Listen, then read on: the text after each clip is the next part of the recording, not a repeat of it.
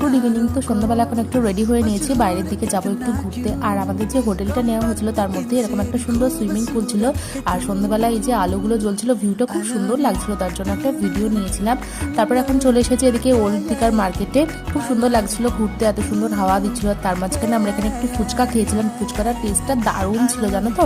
যাই হোক, একটু ঘুরে ঘুরে সব দেখছিলাম এদিক ওদিক। আর সেদিনকে এত ভিড় ছিল, মনে হচ্ছিল যেন সমস্ত মানুষ এই আজকেই দীঘাতে এসেছে, কি বলবো। তারপর ঘুরতে ঘুরতে চলে এসেছিলাম এই মেন মার্কেটের দিকে। এখানটা বেশ ফাঁকাই ছিল, আর ফাঁকা ছিল বলে জিনিসগুলো দেখতেও বেশ সুবিধা হচ্ছিল।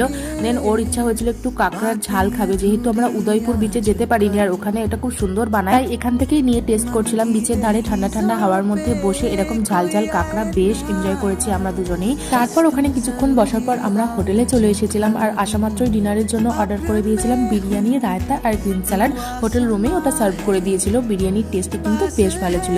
So that's it.